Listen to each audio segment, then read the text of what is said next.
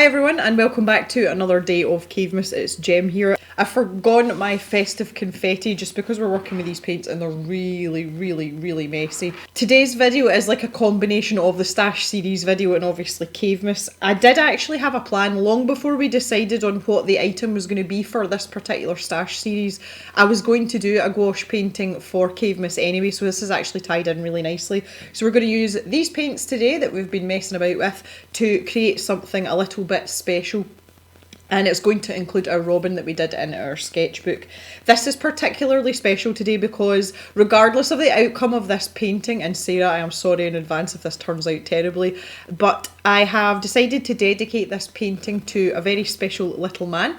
And one of our viewers, one of our cavers, Sarah, recently had a little baby boy, and he was what she's described as a miracle baby. She had undergone with her husband IVF treatment and it worked, and they had a little boy and they called him Robin. So I wanted to mark this occasion and celebrate the fact that something so lovely has come out of, you know, something that really was a struggle for Sarah, and she has openly allowed me to talk about this, and it's something that I feel quite strongly about. Both her and her husband have had problems regarding fertility, so IVF was the only option for them and it worked first time. So congratulations again to Sarah and her husband Chris, and obviously welcome into the world little Robin. So I hope that you will forgive me but we are going to try our best to do a really nice painting, and I'm going to send it to Sarah when it's finished just as a little keepsake. Before we've gotten to this point, I did give these paints a little bit of water and gave them a really good mix just to make sure that the consistency was where I wanted it to be, and did out the sketching process as well, but I didn't really want, you know, to have to sit through that again. And I'm approaching this with a degree of trepidation also because although we tested out the opacity of the paint in the previous videos, I don't really know how well we're going to get on going all over the top of black, and it wasn't really my intention to have a black outline or a black background in this. It's just kind of happened by accident. So I'm going to do my best today to make this really pretty and hopefully do little baby Robin some justice, both on paper and the real human one as well. So I have left these rough edges because I'm going to be putting some foliage over the top of this around the outside. But before we get to that point, the first thing that I would like to tackle is the background. I need to think in layers because this is opaque, and this is the only point really where I'm going to be using watered down gouache if I can help it. In the background here, you probably can't see the lines because they're very pale, but I've got a very sort of loose mountainous background here. So the first port of call is to get some of this magenta paint and give it a water down. Basically, that is the plan.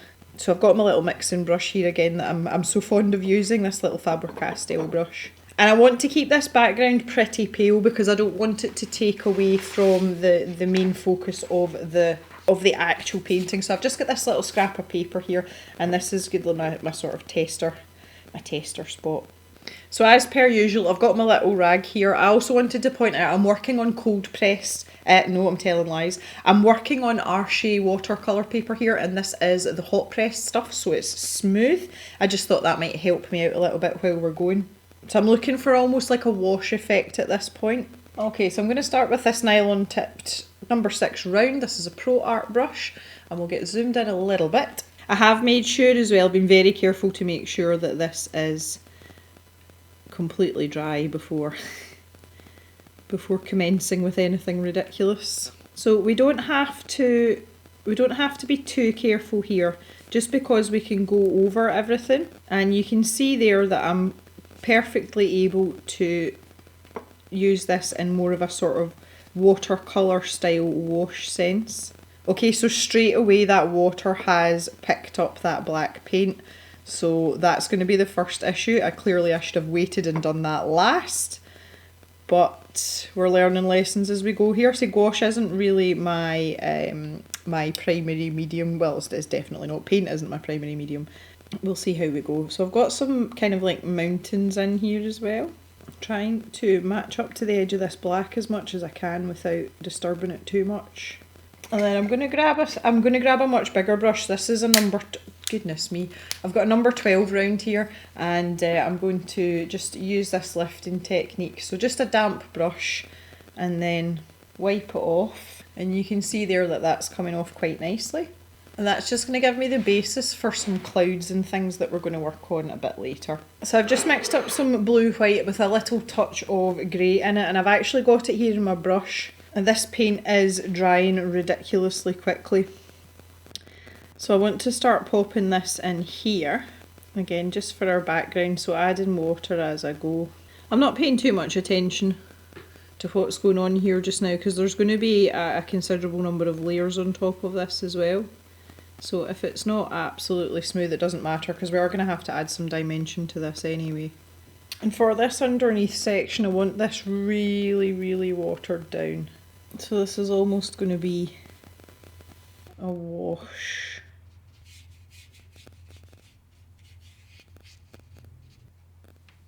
So moving on to some clouds now, and I'm just using the white paint at the moment. We can get a bit of texture in here as well. I do want the sky to be a bit lighter up the top here, so I'm going quite heavy with the white for now. And obviously, once again, as always, we can build these up in layers. We'll let that dry and come back to it in a minute. So I've got the blue that I was using for the mountains here, this one here, and I'm just going to add some more white into it. So we get a paler variation. Something that I'm noticing now that I'm painting is that this is drying really, really quickly. Even though I've mixed all these up and added water to them, the colours that I've mixed in my palette as well, they are drying so quickly. So I just want to start adding a little bit of texture and detail in the background, and I'm not going to go crazy with this. You know, it's not going to be a huge amount, but I want it to be a wee bit noticeable. So we've maybe got some snowy mountains going on there. I mix a bit of a grey colour, so for that I'm going to need a raft of white and like a teeny tiny dot of black. I have to say that a little of this black goes a long, long, long way.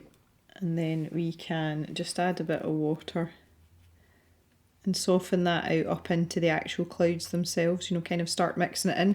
And because it's like half reactivating the white paint underneath it, that's going to give you like a much, much softer effect there. So that's ideal. Love it when a plan comes together. The other thing I'm going to do when I'm finished as well is I will tidy up my black edges I'll probably do it with a Posca pen if I'm honest. Get some nice sharp edges, but I'm not quite sure where the edges of this shape are until I put my branches and everything in round the outside. So that's kind of it. Kind of my school of thought here. Something else I've learned about gouache in the past, and I'm trying to keep that in mind just now, is until you get to sort of like the very last few layers, it does tend to look like something that a 4-year-old would paint. You know, just because you're using these big bright colours and you know, everything's all very vibrant and so on and so forth.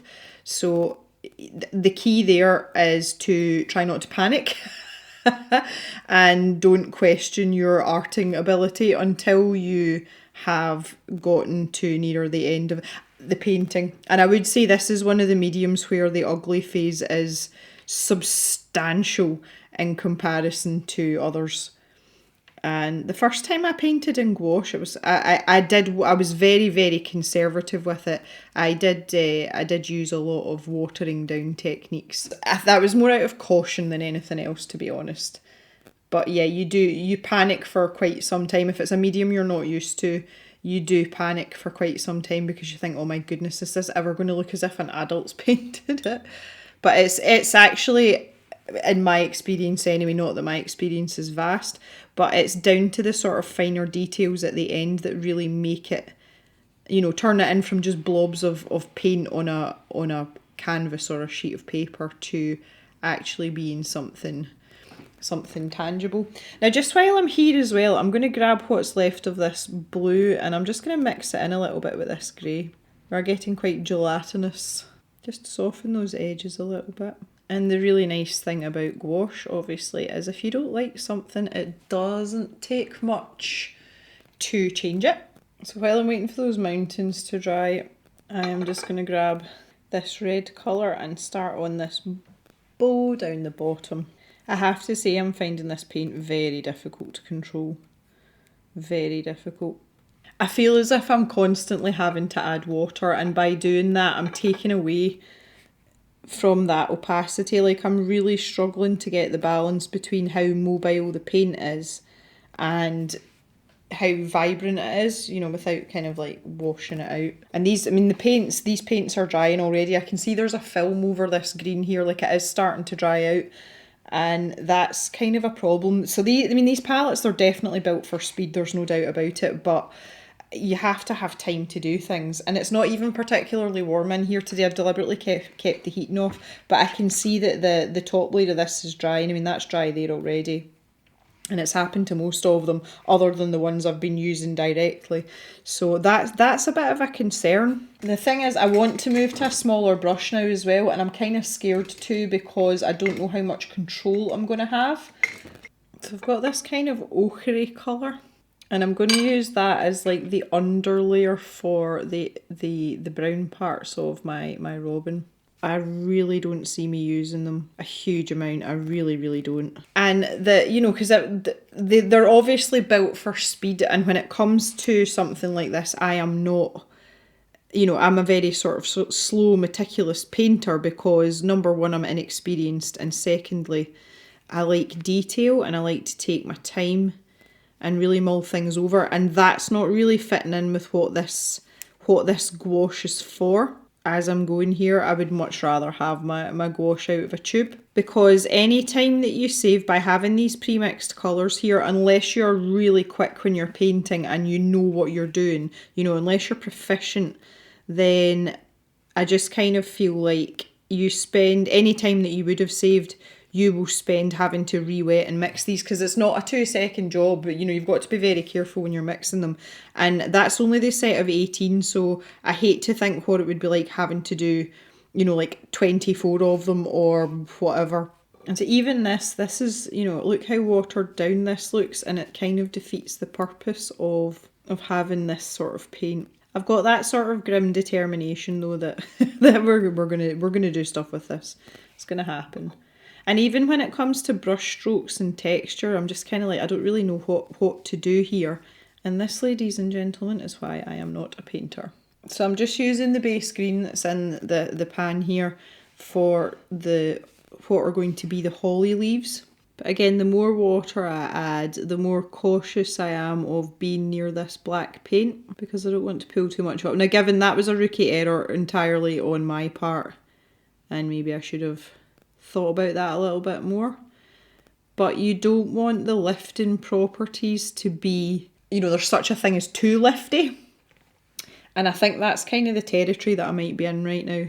And because the paint is quite wet as well, I'm not getting very much in the way of precision, even though I'm using a tiny little brush here. Like, I just feel as if I should be getting more from this. It's like I feel as if I'm having to like smoosh the paint onto the paper and then start to manipulate it. Okay, so I've actually found it easier to lift some of the paint out of the pan over here into a palette and then add some water to it. So that kind of it kind of negates this. It just kind of makes it pointless because you would squeeze out from tubes onto palettes anyway.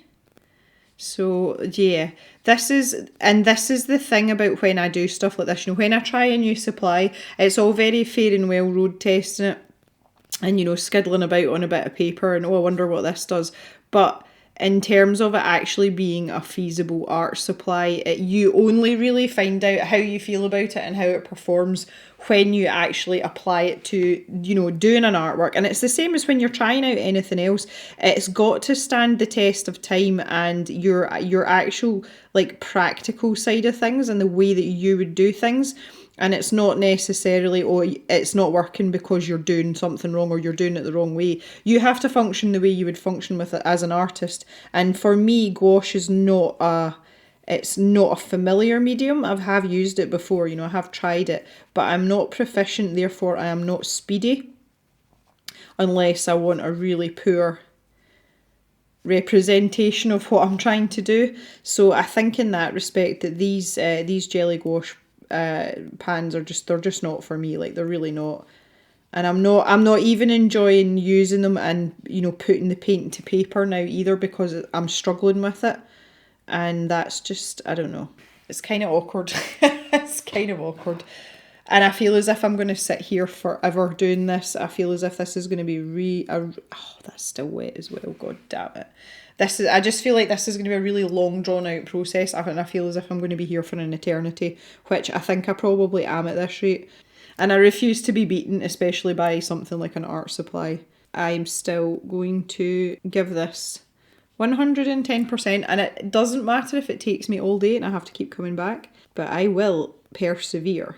This is where if you come back next Cavemas, I'll be finished. I'll be finished by then. I can post it as a finished video next Cavemas.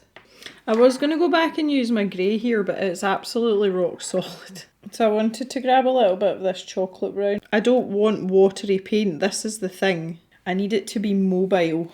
I'm interested to see what happens up here. See, that's sailing over there quite nicely, but I am working on top of already dry paint, so I don't know whether that's providing a better surface. So these are basically just the branches for sort of like pine trees, you know, like an evergreen kind of idea. So realistically, by the time I'm finished this section, there won't be much of that's far too thick. There won't be much of this poking through, so that's why I'm not overly concerned about what's going on. I just need it to be there kind of thing. I think basically you need to keep a cocktail stick in all of these and just keep mixing them. Literally stop every couple of minutes and mix them again, which doesn't make for a very pleasant painting experience in my eyes. The colours are coming up lovely and vibrant on the paper though, especially against the black. Now I've hit a patch that seems to be really watery, and now we're back to being really thick. Right, I'm going to try and concentrate on this top piece of foliage now. If I can get this done. Yeah, what I'm doing up here is what I'll be doing on the other ones, so I wouldn't repeat that. I'll just do them off camera. Right, I want to grab this this sort of teal colour, and I want to use this as like a base layer. I've actually run out of space in my palette. I want to use this as a base layer for my sort of pine branches, and I'll build up some greens on top of that. And I am aware that you cannot see any of that.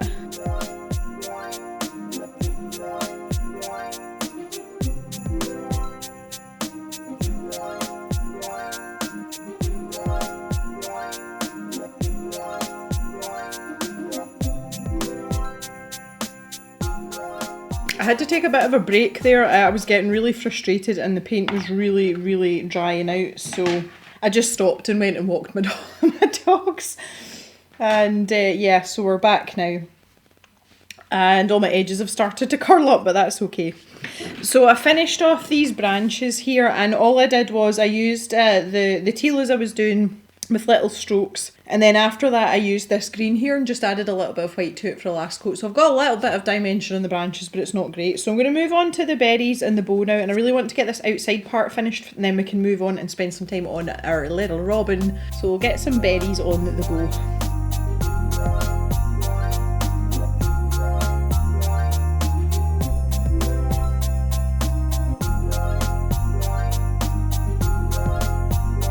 Now the reason I've been doing this in sections is when you're putting in this block colour to begin with, if you can see where your brush strokes have been, it makes it a bit easier when you start to go in and do some shading. I've got this darker red here, and this is what I've used for the berries at the top here, so I'm going to use the same idea on the bow. And we're starting to get a little bit of shade in here now, and then we'll maybe pop some in at the bottom here. Okay, fairly happy with that on that side. Now the question is, can we replicate this on the other side of the bow? That I am not so sure of, but I will try my best. I should have done that side first actually. On my little break there while I was just generally being angry with myself, one of the things I did was went and unpackaged our new fridge freezer. This saga of the fridge freezer that's going into the kitchen after the floor's done in a couple of days, and we have unpackaged it and it's damaged. Now, I'm not surprised at this at the slightest. As I mentioned previously, there's absolutely nothing going right with our kitchen. Like, nothing has been straightforward. Everything that we've changed or done, there has been a problem of some description. So this is now another one to add to the collection. And the problem now is we cannot get a replacement before Christmas because we're like literally a day or two from Christmas. We're kind of limited in options because the fridge freezer that we've got is tiny. It's not big enough to hold the, you know, the Christmas food in one thing and another. So I don't really know what we're going to do. It still works though. It's not not life changing.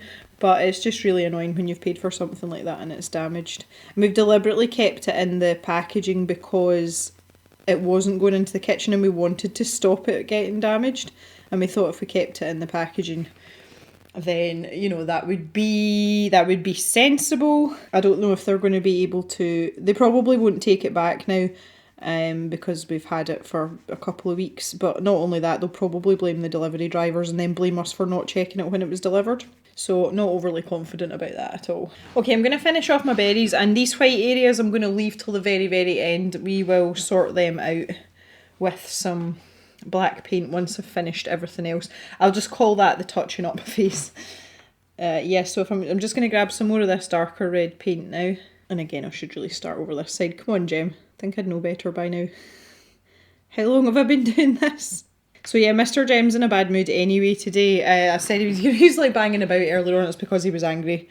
Something has broken outside. I don't know what, but something is broken, and he's usually very good at fixing things, but I think he's been beaten on this occasion, and it's not suiting him at all. So when I broke the news about the fridge freezer, needless to say, that did nothing for his mood. So yeah. But today's pursuits after we're finished are a bit more exciting than they have been previously. I am FaceTiming my best friend this evening and we are having a mulled wine FaceTime. So I am very, very, very much looking forward to that now because I think I've had about enough of this. Right, let's finish off these holly leaves here as well. I'm going to have to do something to add a bit of definition around these because it's just kind of like merging into what's going on. But again, I think I'll leave that till a bit later on. So I'm going to grab a little bit of this teal again. Try not to overload my brush because it does seem to really like to stick to the brush. And you can see what I've done up here, and I'm kind of going for a similar thing. And it's just a case of adding a bit of colour to these and just a little bit of detail. We don't need to go crazy. I don't feel like it's that kind of painting, to be honest. Jock's under my desk at my feet today. He's normally, he's got a bed under the drawing board. And Woo has commandeered that, so Jock is like right underneath my feet and he's making all sorts of grunting noises. I don't know why or what for, but he's, I don't know whether he's having trouble getting settled, but he's like, ugh, ugh. And I've noticed that the older he's gotten, the more he does it. Pip makes this horrendous noise as well when she's settling down, and it's as if she's in pain and she goes, ugh. You think, you're a young dog, you're not supposed to make noises like that. But she does it all the time. But she's a noisy dog anyway, just generally. She's the noisiest dog I've ever had, like, really. She's always squeaking or farting or whining or barking. She's so noisy. And she still barks at Mr. Jem every time he comes in the house. And he says to her, "Shut up, I live here." I don't know why. We do know why. We know that she's trying to protect me, and I try and dissuade those behaviours because that's not helpful for anyone. She doesn't need to protect me. And we were trying to tell her that, but she's not listening. But we do discourage such behaviours because I don't need a dog doing things like that because sometimes it can become an issue. Not that I think Pip would ever be that kind of dog, but you know, you just don't want to. You don't want to encourage anything like that. Right, I'm going to mix some white with this green. I'll just get myself a little bit of a paler shade. It doesn't even need to be mixed all that well. Pop a little bit of this in and we can sort of squish it in with what's already there. As I'm filming this as well, I've got to have a conversation with my family tonight because they were supposed to be coming up for Christmas, and a few days ago the government announced changes to our restrictions. We were supposed to be able to socialise for a period of 5 days over Christmas, and they've cut that down to just to Christmas Day now. And my parents can't get here and home in the same day. But my dad's supposed to be coming up to work, so I don't know what they're going to do. I don't think they're going to come, because, well, technically they shouldn't be anyway, but dad's coming for work, so that also means he's exempt, but my mum isn't. So I don't know what's happening, but we have to discuss it with them tonight. So it may very well be that this year Mr. Jem and I are just having Christmas ourselves. We have always said that we'd quite like a Christmas to ourselves, but obviously not under these circumstances, because my parents have come to us every year since Mr. Jem and I have been together. Mr. Jem quite likes it because his parents are in Ireland, and he doesn't always get to see them, and he gets on really well with my mum and dad, and he especially likes having dad here. He gets on very well with dad. They always say you marry people like your parents, and in my case I think that's true, but I'd like to think that I've married a better version of my dad. Sorry, Dad. That sounds terrible, but yeah, I'd like to think that Mr. Jem's a slight improvement on my father. But only slightly though, only with certain things as well. I know my dad won't take offence at that, but my father and I are very, very similar in a lot of ways. But the things that we're not similar in, we disagree on heavily, and it's caused more than a few arguments in the past, let's put it that way. I'm just digging myself a hole here, I'm going to stop talking about that. I love both my father and my husband very much, just for different reasons. Right, okay, I think I've spent long enough on this foliage, and if we keep going at this rate, Robin will never see his tribute. So I'm talking about baby Robin now, not birdie Robin. So let's move on to the bird, and let's see if we can do a good job here, because the last thing I want to do is let Sarah and Chris and Robin down now. Okay, let's go to work on this little guy. I am going to have to mix another grey, but I'm only going to do this in teeny tiny quantities. That's actually reasonably good, there's just not enough of it. Okay, I think I'm happy with that. So there's quite a lot on the end of my little brush that I've used to mix there, so I'm going to pick that up first. This does seem a little bit watery, but let's see how we go. And this comes more or less down to his beak. Now I need a teeny tiny brush for this. Teeny tiny brush. And then I'm going to take this dark brown. This was like an ochre colour that I used before, but we've got this sort of dark chocolate brown here. Again, I'm trying not to overload my brush too much here. This is what I'm talking about. Love the tiny details, much more fun. So I've left this quite dry, and it's just because I wanted to get this wee sort of like tufty feeling going on. If I zoom in a wee bit, we'll probably get on better. So you can see this kind of texture that I'm trying to get. So this is actually the one instance, ironically, where I want the paint to be quite dry on the brush. And then if I just grabbed a bit of this ochre again and do the same thing, just while this is still wet, I can lighten this up a little bit. And I think they do, from the pictures, like from what I remember, they do tend to be more orangier, like further up to their bill, or their beak. And then the deep red sort of comes in more underneath. So we'll kind of go in that proviso, I think. What I am noticing is that when this paler red dries, it is more of a vermilion colour. You know, it's more orange than red. But I think in this case that's probably not such a bad thing here, but we can add in a wee bit of that deep red if we're feeling fancy. Right, I don't trust these paints at all in terms of the consistency, so when I put the eye in, I'm going to do it with a fine liner, just so I can get that nice crisp area. So I was going to go back to this darker grey colour here. I'm going to have to reconstitute it again. Again, I'll probably do this in a couple of layers. This is for his beak. I do need to add in some of this, like this ochre colour again, because this is, it's a pretty cold colour. So he's getting lighter and lighter and softer as we come down towards this underneath part. So I'm just going like straight in with the white here. Now I want to put in this branch under here as well. So I'm just going to start with this really dark brown. Maybe give it a few knobbly bits. And that can disappear off in behind here. Okay, we have something that looks like a branch. This is good. This is the most comfortable and happy I've been in this entire painting. Oh, goodness me. Let's pop one in here as well, just because we can. Maybe have one coming off here too. Seeing as we've got this kind of knobbly bit here. Tail feather area. I'm thinking that's probably quite a large tail for a robin, but I think I'm okay with it. And once again, I'll just get this grey on the go. It's mixed with a little bit of that brown, but again, that's alright too, because I want to kind of try and add some of that in here as well. Okay, we'll let that dry and see how that looks as well. I'm going to use this dark brown as it is. We've got his little feet, and I think we just need indications at this stage that he's holding on. And once that's dry, I will take white and I will go over the remaining areas. Okay, we're getting there. So I'm going to grab a fine liner now. I feel as if I'm at that stage.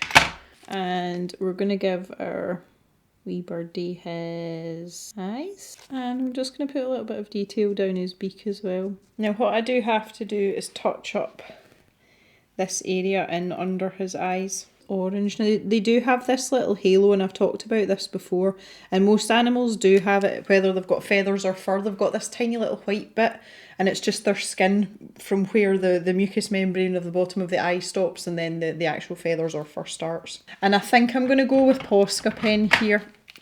This might be a bit of a cop-out, and if you think it is, I'm sorry. Right, I was going to try and do a little bit more on his leg here as well, just a few little highlights on his feet so that we know that they're there. Oh boy, this is hard work.